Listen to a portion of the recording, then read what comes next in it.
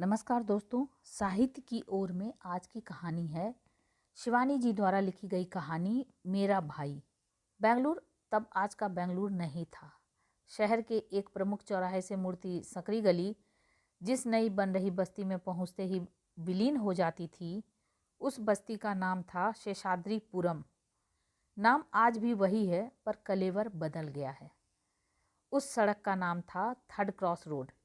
कुछ मकान बन रहे थे, कुछ बन चुके थे। आज की उस गृह संकुल बस्ती में अपने 40 वर्ष पूर्व के उस मकान को ढूंढने के लिए मुझे घंटों भटकना पड़ा। निराश होकर लौट रही थी कि एक सुदर्शन नवनिर्मित देवालय की घंटा ध्वनि सुन ठिठक गई। वर्षों की जंग लगी स्मृतियों की अर्गला सहसा स्वयं खुल गई। इसी मंदिर की तो तब नींव पड़ी थी और मैंने ही उस देवभूमि में भजन गाया था। नींव डालने वाली थी हमारी प्रतिवेशनी गिरजाबाई। तेजी से कदम रखती मैं मंदिर के गर्भगृह में खड़ी हुई तो दीवार पर टंगे गिरिजाबाई के आदम कद तैल चित्र पर दृष्टि गई। रेशमी नीली साड़ी, चौड़ा सुनहला किनारा, कंठ में पड़ा मंगलसूत्र, बड़ी सी कंकरेजी बिंदी, नाक के दोनों ओर चमकती हीरे की लौंग और कानों में दगदगाते हीरे के कर्णफूल। पूरा मंदिर अगरबत्ती की धूम्र रेखा से सुवासित था। सूर्यास्त हो चुका था। आरती के लिए घृत ज्योति बना रहे पुजारी की नंगी पीठ देखकर मुझे एक क्षण को लगा गिरिजाबाई के पति राम स्वामी ही बैठे हैं। वे भी तो ऐसे ही नारायण स्वामी के भजन गाते घृत ज्योति बनाया करते थे और हमसे कहा करते थे, देखो माँ, इसे कहते हैं त्रिपुरी ज्योति। पहले तीनों ओर से बत्तियां बनाओ, फिर उन्हें एक कर दो। सुनिए, मैंने कहा। पुजारी चौंक कर मुड़ा। मैंने देखा वह तो कोई 20-22 वर्ष का तरुण पुजारी था। उसने आश्चर्य से मुझे देखा। यहाँ कहीं गिरिजाबाई रहती थी, यह मंदिर उन्हीं का बनवाया हुआ है ना? उसने सिर हिलाकर कन्नड़ में कुछ कहा। मूर्ति के सम्मुख झुके एक भक्त ने शायद हिंदी में पूछा गया मेरा प्रश्न और कन्नड़ में दिया गया उत्तर सुन लिया था। वह तो बहुत साल हुआ मर गया जी, उसने कहा। और उनके पति? वह तो और भी पहले मर गया। आप बहुत साल बाद बंगलुरु आया क्या? जी हाँ, 40 साल बाद। गिरिजाबाई हमारी पड़ोसी थी। सुबैया को भी आप जानते होंगे। गिरिजाबाई का अनाथ भतीजा जो उनके साथ रहता था, वह कहाँ है? सुबैया को पूछता क्या? फिर वह व्यक्ति पुजारी की ओर मुड़ रहस्यमय ढंग से कन्नड़ में कुछ कहने लगा। आप उसे नहीं जानते क्या? मैंने कुछ अधैर्य से पूछा। अम्मा, बेंगलुरु में सुबैया को कौन नहीं जानता? कितना मर्डर, रेप, बैंक रॉबरी किया उसने। कर्नाटक गवर्नमेंट 10,000 रुपया का इनाम बोला है उसको पकड़ने को। रेप, मर्डर और बैंक रॉबरी? वह दुबली पतली टांगों और स्याह चेहरे वाला रिकेटी छोकरा? पर फिर मैं बिना कुछ पूछे चुपचाप बाहर निकल आई। एक बार फिर मैंने उन साथ साथ जुड़े 4 मकानों को देखा। नया नया पेंट, चमकती लाल छत, हरा पेंट किया, जाफरीदार बरामदा और खिड़कियों के नए चमचमाते शीशे, जिन्हें हम प्रत्येक रविवार को अखबार की भीगी लुगदी रगड़ रगड़ कर साफ करते थे, जिससे उनकी शुभ्र पारदर्शिता भेद गोल कमरे में धरा हमारा रोजवुड का नया नया फर्नीचर राह चलते राहगीरों को भी क्षण भर ठिठकने को बाध्य कर दे। द्वार पर चढ़ी थी प्रेम रोज की बेल, जिसके नन्हे नन्हे पीले गुलाबों की सुगंध संध्या होते ही अगरबत्ती की अवसन धूम्र रेखा सी पूरे परिवेश को सुवासित कर देती। वह बेल हमें सुबैया ने ही लाकर दी थी। वह कहता था वह सर मिर्जा इस्माइल के माली से बड़ी चिरौरी कर हमारे लिए मांग लाया है। आज हमारे उसी मकान की खिड़कियों में बदसूरत टीन ठुके थे। प्रेमरोज की बेल न जाने किस अरण्य में विलीन हो गई थी। गेट टूटकर किसी बूढ़े जर्जर दांत सा नीचे लटक रहा था। काल की कुटिल गति क्या मनुष्य और वनस्पति, पेड़ पौधे, इमारत, झोपड़ी किसी को नहीं छोड़ती। इसी परिवेश में मेरे कैशोरी की कितनी सुनहली स्मृतियां दबी पड़ी थी। तब इस मंदिर की मूर्तियां गिरजाबाई के गृह में प्रतिष्ठित थीं। लाल मोज़ेक फर्श, अगरबत्ती और बेल मोगरे की खुशबू के बीच स्थापित वेंकटेश की दिव्य मूर्ति के सम्मुख तब भी अखंड घृत ज्योति जलती थी। स्वयं गिरिजाबाई का तेजोमय व्यक्तित्व भी उस पूजन गृह से मेल खाता था। गिरिजाबाई और रामस्वामी निसंतान थे। कुछ वर्ष पूर्व वे गांव से अपने दूर के किसी रिश्तेदार के अनाथ पुत्र को ले आए थे। गिरिजाबाई उसे ठूंस ठूंस कर खिलाती रहती, फिर भी उसकी ठूंठ सी देह पर रत्ती भर मांस की परत भी नहीं चढ़ी थी। उस पर था आबनूसी स्याह, अंधेरे में कोई देख ले तो भूत भूत कह चिल्ला पड़े। उस पर एक आंख भैंगी थी, कभी कभी लगता पुतली है ही नहीं। ललाट के बीचों बीच आंख के आकार का बड़े से घाव का निशान था। यही है मेरे शिव सुबैया का तीसरा नेत्र। गुस्सा आने पर गिरजाबाई कहती, इसी से तो अभागे की सब पढ़ी रटी विद्या बह जाती है, दिमाग में कुछ टिकता नहीं। सचमुच ही बेचारा लगातार 3 वर्षों से ही क्लास में अटका पड़ा था। अरे तुम अच्छे अच्छे स्कूलों में पढ़ती हो, गिरजाबाई कहती, छुट्टियों में घर आती हो तो इसे भी पढ़ा दिया करो, शायद तुम्हारी सोहबत ही इसे सुधार दे। दूसरे ही दिन से सुबैया सुबह होते न होते अपनी कापी किताब ले हमसे पढ़ने आ जाता। नंगे बदन, ऊंची बंधी धोती, ललाट पर भस्म का प्रगाढ़ प्रलेप, सतर बंधी शिखा और काले स्याह चेहरे पर विद्युत वदी सी चमकती सफ़ेद दंत पंक्ति। माँ कभी कभी बौखला जाती। सुबह ही सुबह इस कलूटे कनुए का मुंह देख लिया है, न जाने दिन कैसा बीतेगा। वह काना नहीं है, भैंगा है माँ, मैं अपने शिष्य का पक्ष लेती। मुझे उस पर बेहद तरस आता था। अनाथ लड़का बुआ के यहाँ आश्रित नौकर की सी ही जिंदगी तो जी रहा था। अरे सुबैया, पानी भरा, कमरा झाड़ा, पूजा के बर्तन साफ किए, चल जल्दी काफ़ी बना ला। असंख्य आदेशों की गोली दागती बुआ जब काफ़ी पीकर शांत होती तो वह हमसे पढ़ने भाग आता। मेरे दोनों भाई उसे छेड़ते रहते, क्यों रे भड़मूजे, तुझे तो पसीना भी काला आता होगा, क्यों? अरे भूतनी के, कल बनियान पहन कर आना, तेरी नंगी काली पीठ आंखों में चुभती है। वह बेचारा हिंदी समझता ही कहाँ था, पर फिर धीरे धीरे वह हिंदी भी सीख गया। जितने दिन हम गर्मी की छुट्टियों में घर रहते, वह दिन रात हमारे यहाँ ही पड़ा रहता। क्यों रे सुबैया, तुझे हमारे यहाँ इतना अच्छा क्यों लगता है रे? एक दिन मैंने पूछ लिया। बताऊं? उसने अपनी बड़ी बड़ी डरी सहमी आंखें उठाकर लजाकर सहसा झुका लीं। बताना, मेरी बड़ी बहन ने कहा।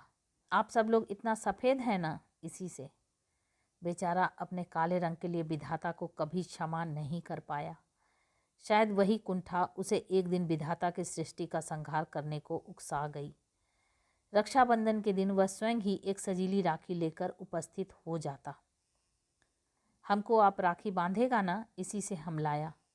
तू क्यों लाया? भाई थोड़े ही ना राखी लाता है, बहन उसे बांधती है। फिर पहाड़ में यानी हमारे देश में राखी दामाद और भांजे को बांधी जाती है। हमारे यहाँ भाई बहन का त्यौहार है भाई दूज। उस दिन आना, हम तुझे पूड़ी पकवान खिलाकर तिलक करेंगे और तू हमें रुपया देगा। ऐसा क्या? उसका मुंह लटक गया। अच्छा चल, मैं तुझे राखी बांध दूंगी, पर अगली बार तू राखी मत लाना। भाई थोड़े ही ना राखी लाता है, बहन उसे बांधती है। मैंने उसे तिलक लगाकर राखी बांधी और मुंह में लड्डू भर दिया। आज से तू हमारा भाई बन गया सुबैया। भाई? उसकी आंखों में उल्लास की किरणें फूट उठीं। हाँ भाई। सच? सच। और फिर 3 वर्षों तक मेरा वह भाई मेरे सगे भाइयों से भी पहले भाई दूज के पकवान खाने पहुंच जाता। रक्षाबंधन के दिन भी वह स्वयं राखी लेकर आ जाता। सुबह अखबार लेने हम में से कोई भी द्वार खोलता तो देखता नंगे बदन, ललाट पर भस्म पोते, मेरा राखी बंद भाई देहरी पर स्वामी भक्त स्वान सा बैठा है। अरे जा, तेरा कलूटा कनुआ आ गया है तुझसे राखी बंधवाने। जब भी सुबह सुबह इसकी मनहूस सूरत देखी है, कुछ न कुछ बुरी खबर जरूर सुनने को मिली है। माँ भुनभुनाती। छी माँ, कनुआ क्यों कहती हो उसे? वह काना नहीं है, भैंगा है, मैं कहती। जो भी हो, है तो मनहूस, जा बांध राखी और दफा कर। मेरी माँ को उसका आना फूटी आंखों नहीं भाता था। देखती नहीं कैसे टगर टगर चोरों की तरह ताकता है। आए दिन बेचारी गिरजाबाई चिल्लाती रहती है, पूजा का चढ़ावा गायब हो गया, रामस्वामी की जेब से पैसा चला गया, आखिर इसके सिवा वहाँ है ही कौन जो लेगा। देख, इसे बहुत मुंह मत लगा, मुझे इसकी कौवे की सी टेढ़ी नज़र अच्छी नहीं लगती। मेरे हॉस्टल जाने के दिन आते तो वह उदास हो जाता, मुंह से कुछ नहीं कहता, पर जाने के दिन एक मोगरे का गजरा लेकर स्टेशन पर अवश्य उपस्थित रहता। ले आ गया तेरा भाई, मेरी बहन कहती। पिछली बार स्टेशन आया तो ट्रेन 7 घंटे लेट पहुंची थी। मैं ट्रेन से गर्दन निकाल उसके दुबले काले हाथ में हिलते पांडुवर्णी जीर्ण रुमाल को तब तक देखती रहती जब तक वह आंखों से ओझल नहीं हो जाता। शायद 3 वर्षों तक वह निरंतर मुझसे राखी बंधवाने आता रहा। फिर उसी वर्ष मेरे पिता का देहांत हुआ और दक्षिण हमसे छूट गया। हम जब बेंगलुरु से पहाड़ लौटे तो वह अपनी बुआ के साथ श्रीरंगपट्टनम की यात्रा पर गया था और फिर वह सहसा जैसे किसी शून्य अंतरिक्ष से सहसा धूमकेतु सा प्रकट हो गया। वह भी ठीक रक्षाबंधन के दिन। इटारसी से कुछ आगे बढ़ते ही ट्रेन ने गति द्विगुणित कर दी थी। अंधकार गहन हो चला था। भोपाल पहुंचते पहुंचते 10 बज जाएगा सोच मैंने लपक कर बत्ती बुझा दी। पढ़ते पढ़ते उब गई थी। कूपे में और कोई नहीं था। एक धूमिल नीली बत्ती जल रही थी। सहसा खटाक से द्वार खुल गया। मैं हड़बड़ाकर उठ बैठी। मैंने तो चिटकनी चढ़ाई थी, यह कैसे खुल गया? मैं बत्ती जलाती इससे पूर्व ही मैंने देखा एक मुड़े तार को भीतर डाल सधे कौशल से चिटकनी खोलने वाला एक दीर्घदेही व्यक्ति मेरे सिरहाने खड़ा है। खाकी वर्दी, सिर पर धरी तिरछी बैरा कैप जिसने यवनिका की भांति उसका पूरा चेहरा ढांप लिया था। खबरदार जो चिल्लाई यहीं ख़त्म कर दूंगा। लाओ बटुआ, घड़ी, चेन, कंगन, कान के टॉप्स भी खोलकर दे दो, नहीं तो मुझे खींचने पड़ेंगे। बेकार में खून बहाना मुझे अच्छा नहीं लगता। मैंने एक एक कर सब चीज़ें उसे थमा दी। ऐसी परिस्थिति में व्यर्थ का दुस्साहस प्रदर्शन मुझे महंगा बैठेगा, यह मैं समझ गई, क्योंकि उसके हाथ में एक लंबा लपलपाता छुरा था। मेरी ओर बिना पीठ किए ही फिर उसने ऊपर के बर्थ पर धरा मेरा सूटकेस इस सहज भंगिमा से उठा लिया जैसे उसी का हो और गंतव्य स्टेशन आने पर वह अपना ही सामान लिए उतर रहा हो। सुनो, मैंने न जाने कैसे साहस जुटाकर कहा, तुम सब ले जा सकते हो पर सूटकेस में मेरा पासपोर्ट है। मुझे परसों रात की फ्लाइट से सांघातिक रूप से बीमार किसी को देखने लंदन जाना है। तुम यह ले जाओगे तो मैं इतनी जल्दी दूसरा पासपोर्ट नहीं बना पाऊंगी। मैं सहसा अपनी रुलाई नहीं रोक पाई। बस बस, रोना नहीं, मुझे औरतों की रुलाई से बड़ी घबराहट होती है। लाओ चाबी, पासपोर्ट निकाल दूं। सूटकेस खोल, उसने ऊपर ही धरा पासपोर्ट निकाला। बिना खोलते ही थमा जाता तो अच्छा था, पर न जाने क्या सोच उसने पासपोर्ट खोला। बड़ी देर तक देखता रहा, फिर सूटकेस खुला ही छोड़ उसने बत्ती जला दी। मैंने अब तक उसका चेहरा देखा नहीं था। बत्ती जली तो मैंने अकचकाकर उसे देखा और उसने मुझे। हम दोनों कितने ही बदल गए हों, राखी के क्षीण सूत्र ने ही शायद एक साथ हम दोनों को किसी फिल्मी फ्लैशबैक की तत्परता से एक बार फिर शेषाद्रीपुरम की उस नई बस्ती में खड़ा कर दिया। सुबैया, तुम सुबैया हो ना? उसने टोपी उतारकर बर्थ पर शायद इसलिए पटकी थी कि मैं उसका चेहरा ठीक से देख उसे पहचान लूं। ललाट के बीचों बीच उसका तीसरा नेत्र उसकी दुष्कृति की भांति जैसे और फैल गया था। यही है मेरे शिव सुबैया का तीसरा नेत्र। इसी से तो अभागे की सारी पढ़ी पढ़ाई विद्या बहकर निकल जाती है। दिमाग में कुछ टिकता नहीं। जैसे गिरजाबाई कमर पर हाथ धरे उसे कोस रही थी। आज इतने बरस में तुमसे मिला, वह भी ठीक रक्षाबंधन के दिन।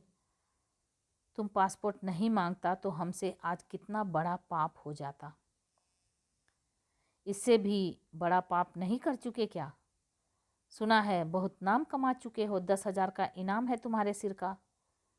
मेरा स्वर शायद कुछ अधिक ही तीखा हो गया था। वह खिसिया गया। माँ कहाँ है? बड़े भाई कहाँ है? तुम्हारा हस्बैंड किधर है?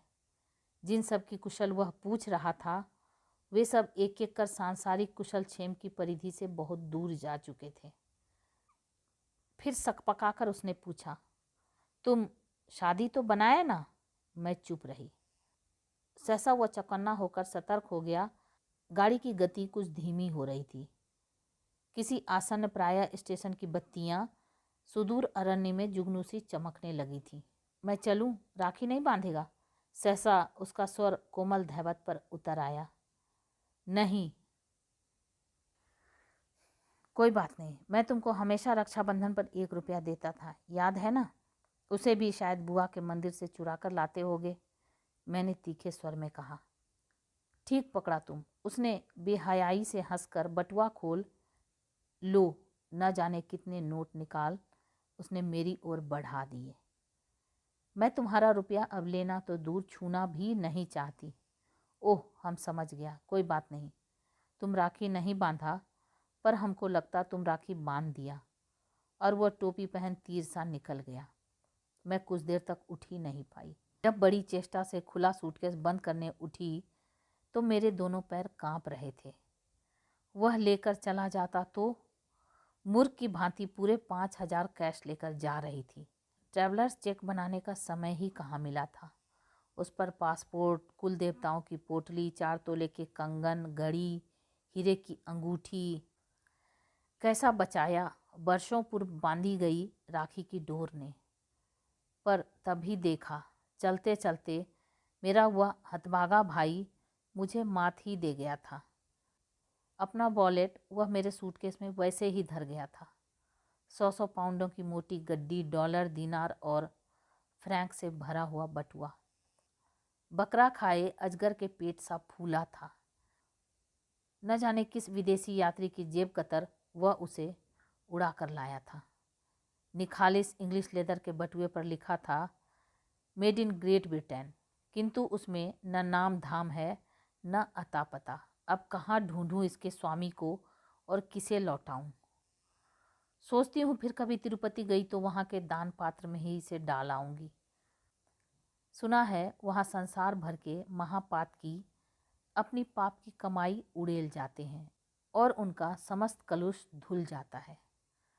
राखी तो उसे नहीं बांध पाई, पर इतना तो कर ही सकती हूँ जिसे अब मैं नहीं ढूंढ पाऊंगी। मेरे उस राखीबंद भाई को शायद दयालु वेंकटेश्वर स्वयं एक दिन मुश्के बांध अपने दरबार में बुला भेजें और वह अभागा उनके कर्मों में गिरकर कह सके, पापोहम पाप कर्मोहम पापात्मा पाप संभवम त्राही माँ मुंडरी काक्षम सर्व पाप हरो हरि। तो ये आप सुन रहे थे शिवानी जी की बहुत ही अनोखी कहानी मेरा भाई, रेणु की आवाज़ में। ऐसी अद्भुत कहानियों को सुनने के लिए मेरे चैनल को सब्सक्राइब करें, लाइक करें और शेयर करें।